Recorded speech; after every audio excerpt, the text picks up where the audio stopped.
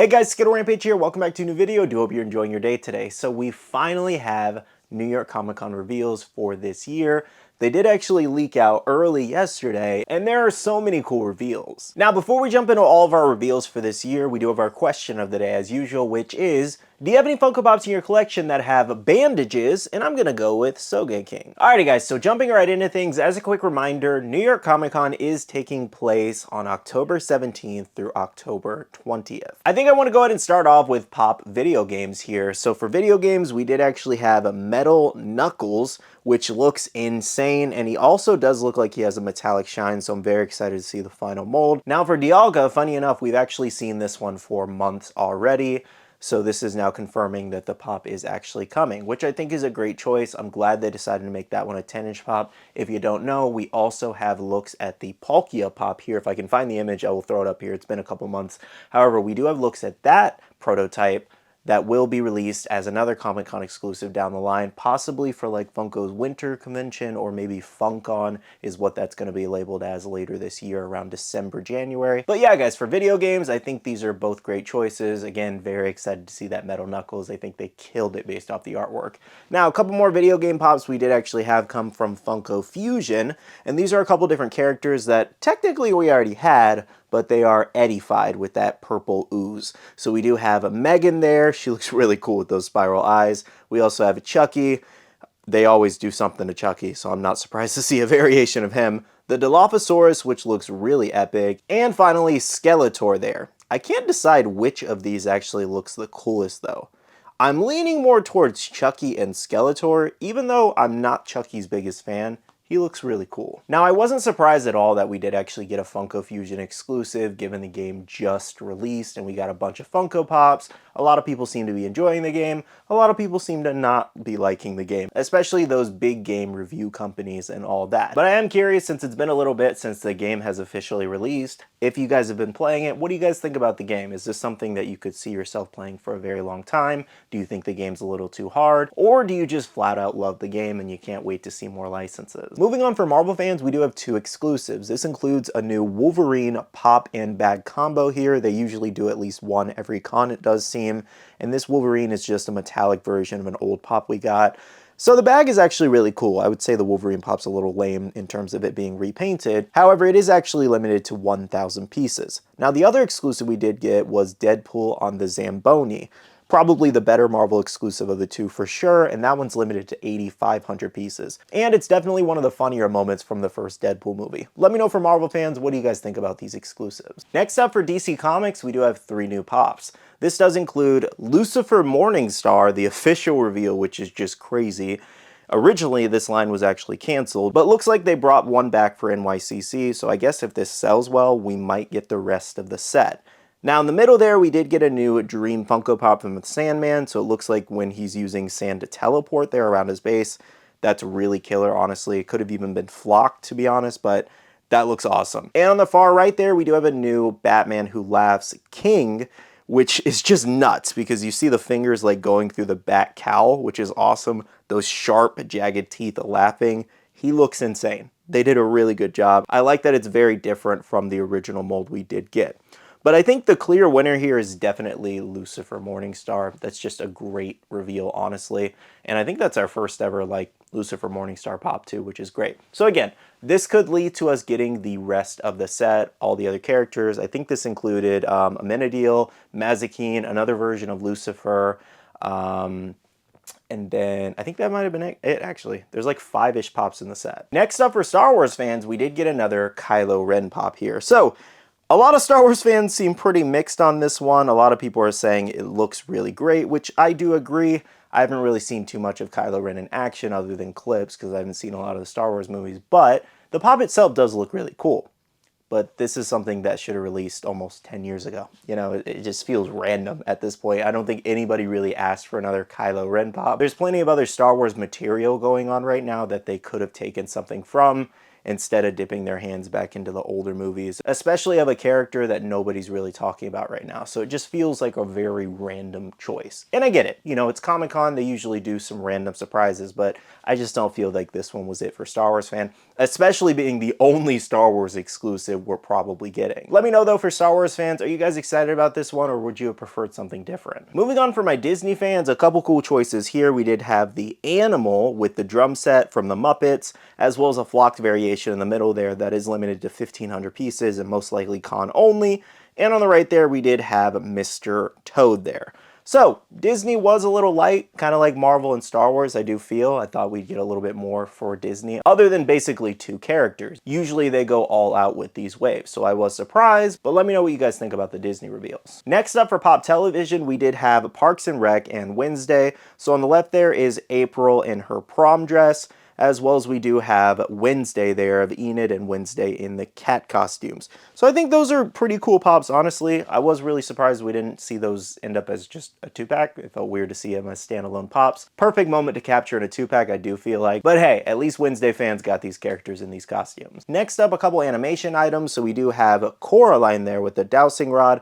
We also have the Cher Bear from Care Bears and Witch Hazel there from Looney Tunes. I think she looks great. Same with Coraline. They did a really great job with all of these. I don't think, well, is Coraline count? Does that count as like animation? I think it's claymation technically, I think is what they did in that movie. I don't know, we're just gonna put it in this section. Next up, for my anime fans, they went all out. Probably the most love they gave to any of these lines for New York Comic Con this year. So taking a look at this first glam here, we do have looks at the new Trigun exclusive of Meryl with Kroneko, as well as we do have the mystical elf from Yu-Gi-Oh! So I already knew they were going to kill it with that elf pop. Genuinely, it looks fantastic. I'm still in the boat on I'm glad this was an NYCC exclusive, just because I don't think it would have sold that great as a regular common. This is like the perfect NYCC exclusive. They did a really good job for Yu-Gi-Oh! This year. Even though if you compare it to some past exclusives like the 5-headed dragon, for example, this one's not as extravagant, but I like the simplicity here. I think it's a cool exclusive. As far as the Trigun exclusive, it's probably the weaker of the anime bunch, to be honest. More anime comes from Naruto and Dragon Ball Z. So on the left, we do have Matatabi there, which is a 6-inch glow-in-the-dark exclusive. Love the 2 different colored eyes on that one, and you can just tell if the artwork, this mold's insane. And again, we've also seen in-person looks at it. I'll slide a picture through for you really quick. Now on the right there, for Dragon Ball Z fans, which I'm personally excited as a Dragon Ball fan, we do have Dabura there with his weapon in hand, kind of in a lunging action pose with that base stand. I'm in love with this pop. I love it so much. I'm so excited to have more Majin Buu Saga pops, so I can't wait to pick this one up for sure. And I'm curious what Dragon Ball fans think of this one. Next up, for Demon Slayer fans, we did in fact get the Spider Demon Father here. I gotta say, this is a crazy looking pop. He looks disturbing, disgusting. I hate the look of this one so much. And I'm not saying I hate it in terms of like I think it's a bad pop. I think it's actually really well designed. I just don't like how it looks. It looks disgusting. Moving on, 2 more anime exclusives we did get included Corazon from One Piece. A lot of people are liking it more once they saw the final artwork, which I'm loving, because a lot of people were like, oh my gosh, he looks so weird in the kind of like concept art we did get and prototype look. I think he turned out great. Even the smile and the eyes, a lot of people were worried about that smile. Even though it's painted on, he looks really cool in the artwork. Of course, the final pop could still sway some people, but again, from the artwork here, he looks cool. Now on the right there, for Bleach fans, probably the best anime pop of the show. Bleach stole the show with this Ukiura Segunda Etapa form. He looks so freaking good, it's insane. I kind of wish this was a glow pop as well, but the fact that he has the wings, the horns, the tail, he has the spear in hand, the colored eyes, the black going down his chest and eyes, they just killed it with this mold. I cannot stop saying good things about this mold. I am so excited to get it. He has to be in my collection. Now, another One Piece exclusive we did get was Buggy on his throne. That was my guess as to what this exclusive was going to be as a 6-inch pop. Nothing really else made sense. So basically, again, it's just Buggy the clown sitting there. He does have that sinister look with the smile. They pretty much captured that moment pretty well. And this one will be a deluxe pop, so it's most likely going to look very small in that deluxe box. I was a little surprised they didn't decide to do this one as their new line of pop premium, because this fits perfectly. so we wouldn't be charged like $30 for this. Now, I won't lie, as good as this exclusive looks, I am a little on the fence about it because we already have 3 Buggy Pops now. We have the original Hot Topic exclusive where he's using his Chop Chop fruit. Then we have the new Chalice exclusive where he's kind of expanded. And then now we do have this new NYCC exclusive. Let me know in the comments, what's your favorite out of the 3? The Buggy is really cool. I'm debating if I need 3 Buggy Pops in my collection though, but it is Buggy after all, you know? Now moving on from anime, we did have a new Pop Rocks, which was Britney Spears here. So no real surprise here, given they've been giving a lot of love to Britney Spears lately. We have 3 new Pops coming next year. I think we even had a Comic-Con exclusive of her last year. So again, not much of a shocker. Though based off the reactions to this so far, a lot of people are just kind of like, the last one didn't sell crazy great. So I think a lot of people are surprised we got another Britney Spears exclusive at Comic-Con in that regard, because it's like, why make another one if the last one didn't sell great? Next up, coming from VeeFriends, aka Gary V, if you don't know what VeeFriends is, we do have one of his mascots, I guess, from his NFT cards, and that is Jolly Jacko here. Honestly, this would have been a great, like, glow-in-the-dark exclusive. It looks like they made it metallic, though. So I am excited to see how the full thing turns out, because it's a cool-looking character. I've never really done anything with the VeeFriends cards, though. I don't know much about that, but at least the characters do look kind of cool. Now, a couple more reveals we did see included Freddy Funko here. So we did have a headless Freddy Funko, which is just nuts. That's probably one of the best Freddys to date. Looks like he's a little undead and missing some skin in different portions holding that head. That's a really cool one. And I really love the blue tone it has going on. Now on the right there, we also got some Biddy Pops limited to 4,000 pieces. So we have Freddy Funko as a ghost, Proto as, is that Frankenstein? I think that's Frankenstein. We have Freddy Funko as the Bride of Frankenstein, and then Freddy Funko as the creature from the Black Lagoon. I think that's what that is. Honestly, for Freddy Funko items this year, I think they did a really good job. Alrighty guys, so that now wraps up all of the NYCC reveals for this con this time around. Let me know in the comments which one was your favorite reveal and which ones do you plan on picking up. Now let's go ahead and jump into the shared retailer guide and find out where everything's going. So the first side here features everything that will be only at Funko.com and the show.